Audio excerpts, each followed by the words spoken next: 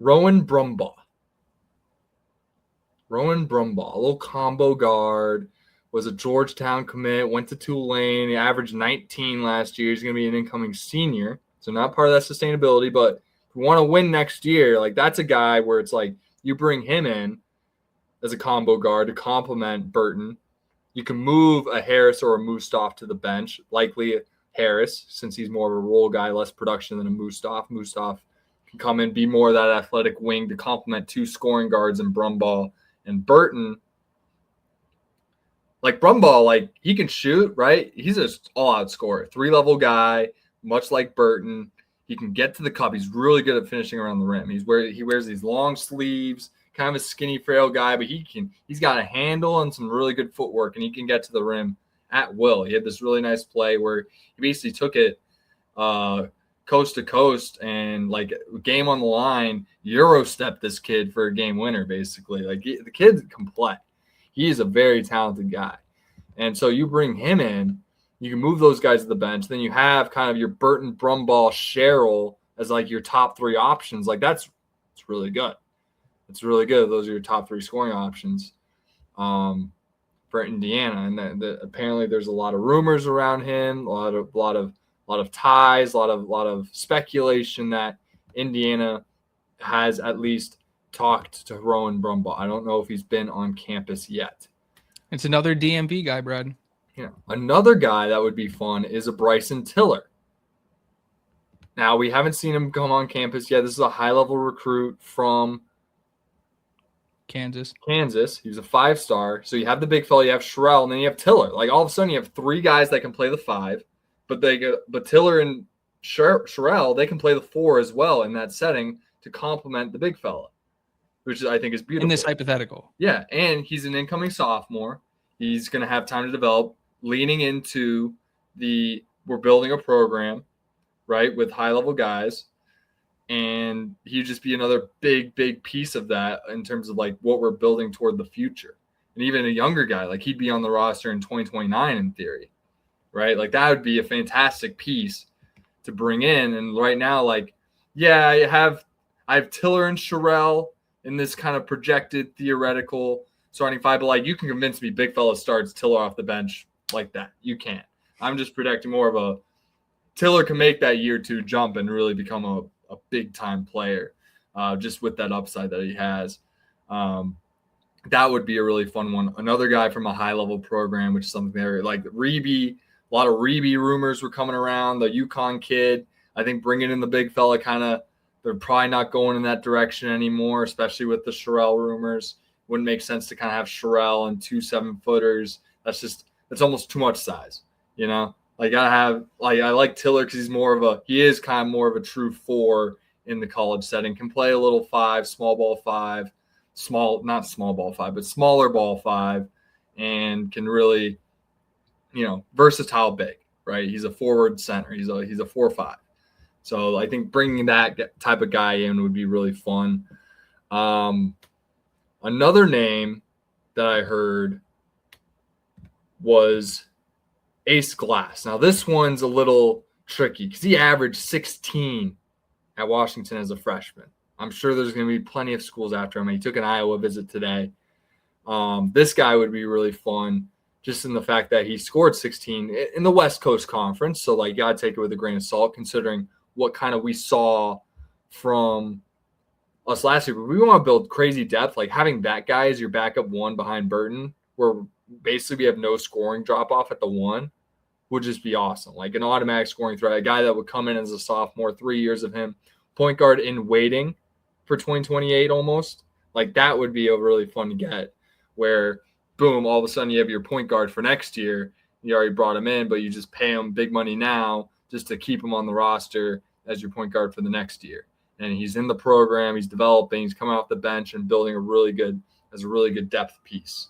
Right? Like, can this all happen? Can we spend all this money, get all these guys at once? I don't know.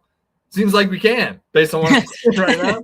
Seems like we can. We have the number 1 portal class in football and basketball, and that doesn't happen this era without cashing out checks, right? And who's got checks? Who's got money? Who's got cash? Probably the team that just won the national title in the money-making sport. Probably that team. Probably that university, most likely. So that would be a really fun get. I heard Sebastian Rancic. I like this guy specifically. He's on campus today. If we can't get Tiller, he would be really fun to complement. Now that kind of dissuades, like, he can play a little 3, but he's kind of like, he's long, like he's like a 4 almost. Like he can play a little stretch 4, kind of like a Sisley mold almost in terms of what we're trying to do with him. He did a really good job guarding Dybonsta. So there's a lot of knocks on his like defense, but apparently he did a really good job guarding him when they matched up Colorado BYU.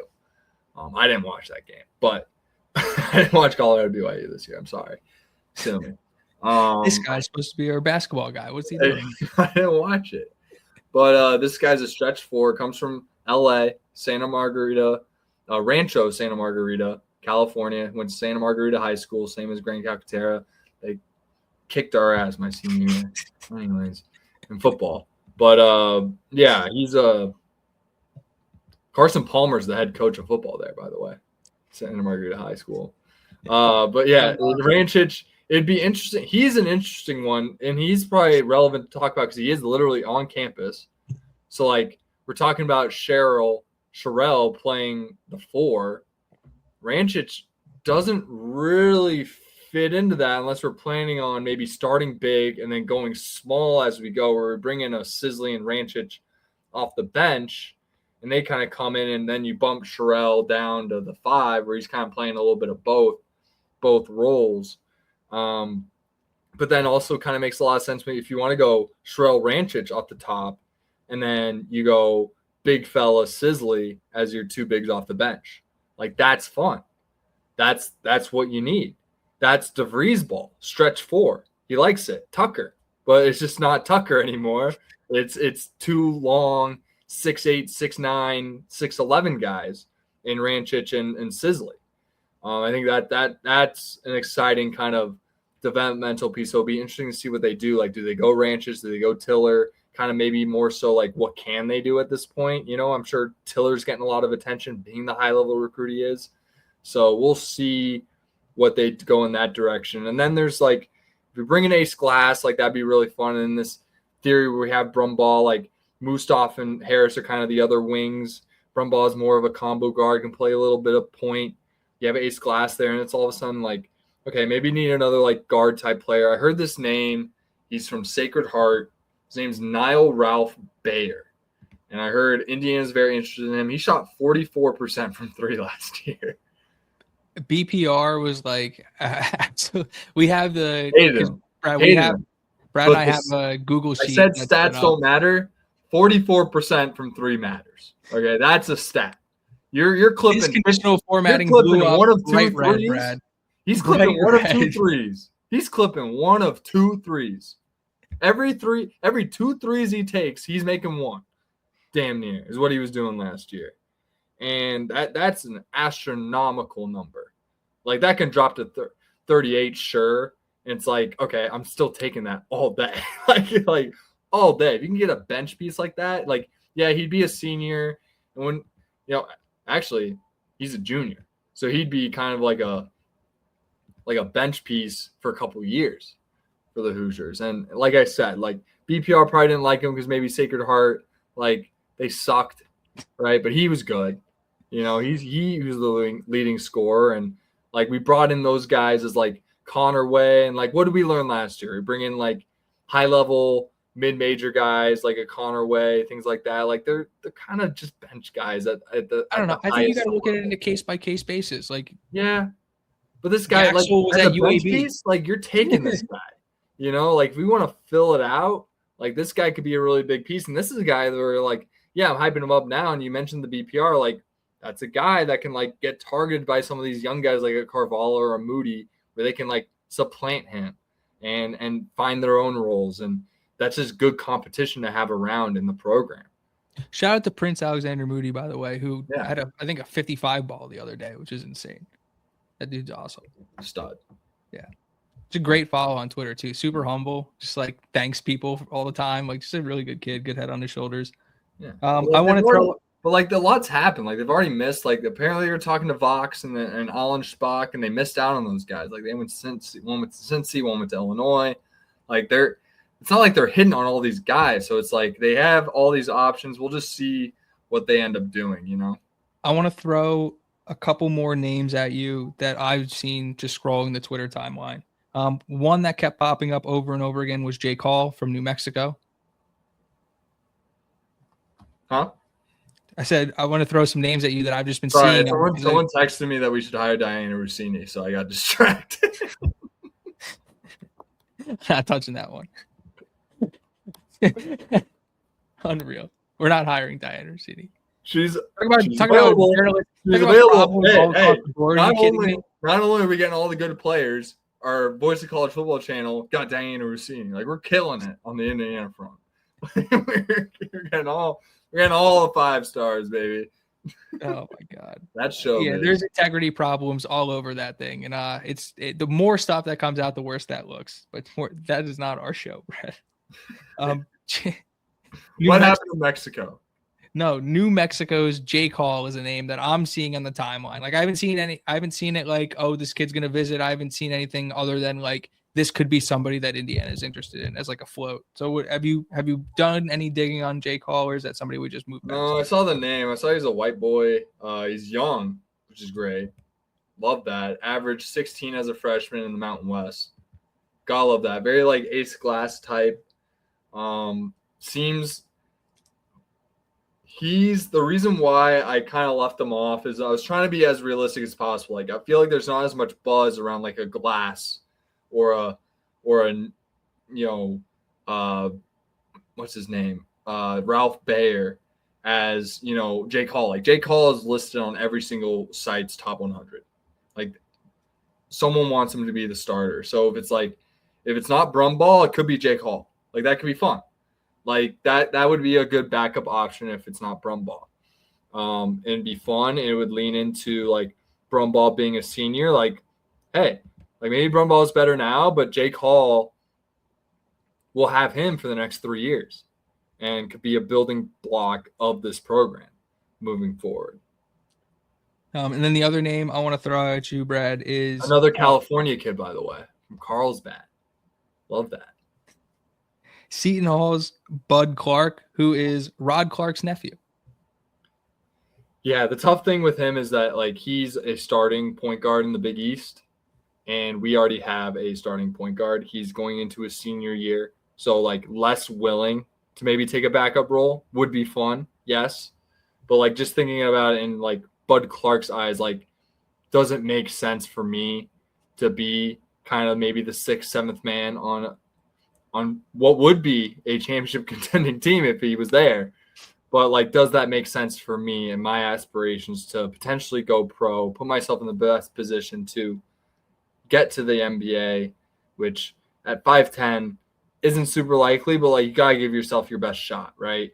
So like, how does he want to spend his senior year? Yeah, it can make a lot of sense, and we have the family ties, and we seem to really like that with Tucker. So if you bring in Bud Clark as the next family tied kid into the Indiana program in the DeVries era, would be fun. But I think it's just a tougher ask from him to kind of take a back seat to Marcus Burton in that sense, because Marcus Burton is the point guard. Like he needs the ball in his hands.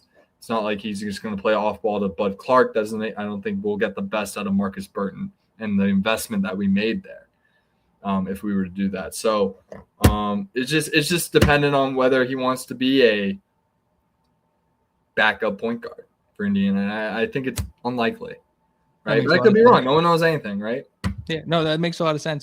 To have it laid out like that, because you're right. Like the situation to be I don't know if he's super ball dominant, but Burton's gonna have the ball in his hand, so it's like he's not gonna play off the ball because he's not as bigger guard. I don't really want an off ball 5'10" guard.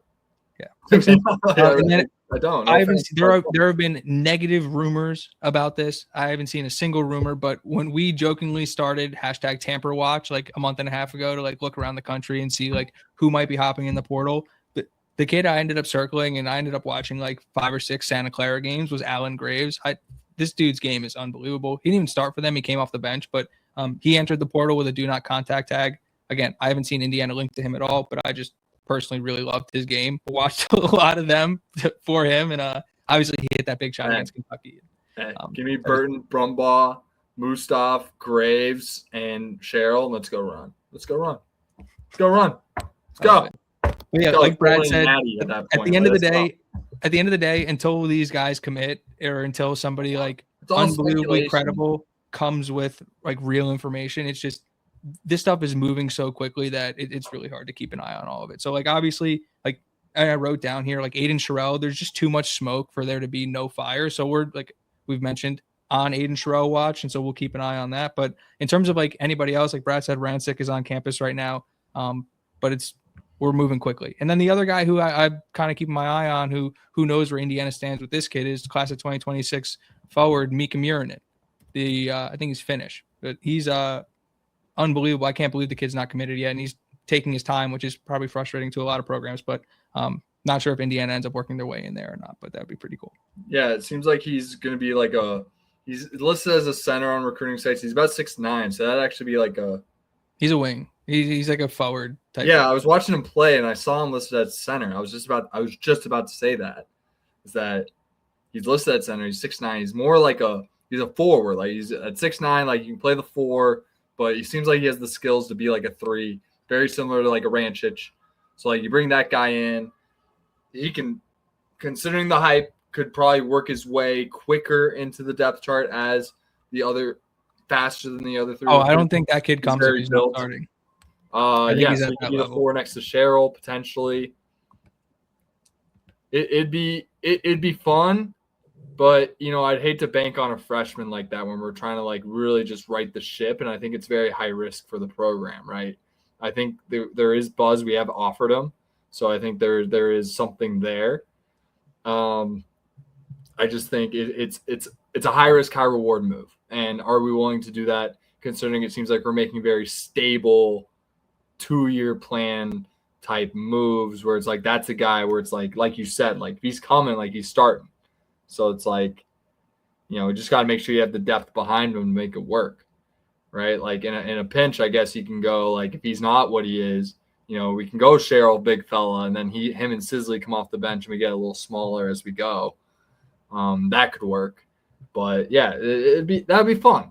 Like I'm kind of selling myself since we already do have the big fella and Sherrell seems to be almost done. It could be a good move. Could work. I'm not completely writing it off.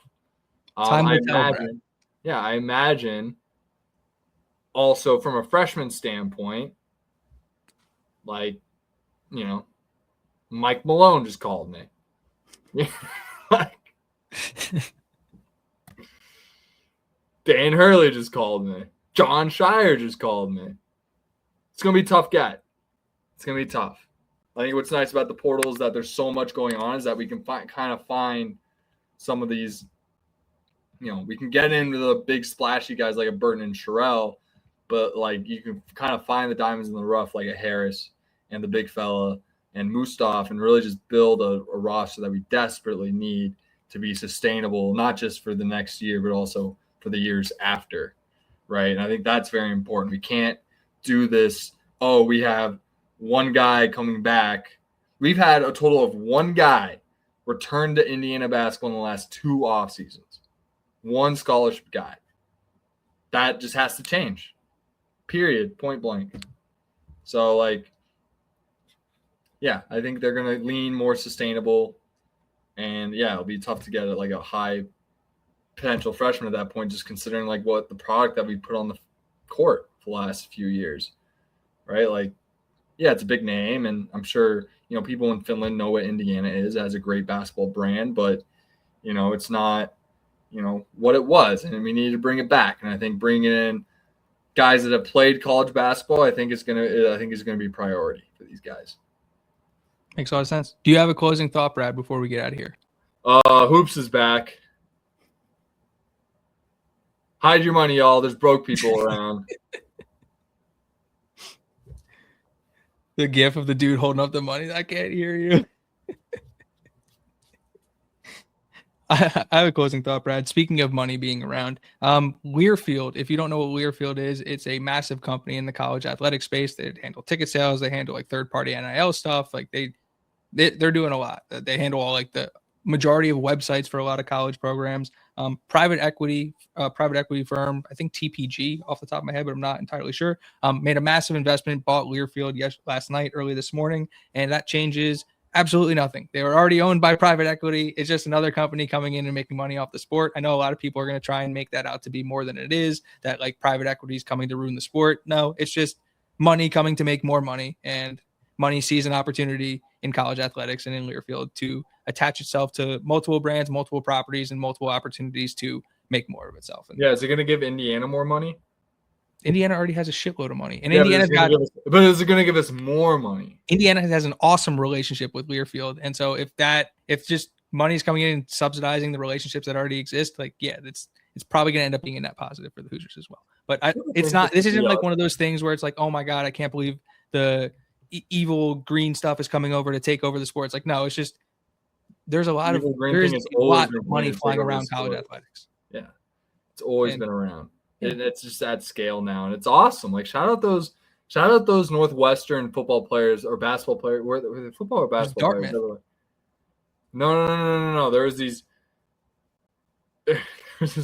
Northwestern player that was like, I'm starving. Like I can't eat. You don't pay us. And now it's all domino effect into Indiana having the number one portal classes in both football and basketball at this point in April 14th, 2026.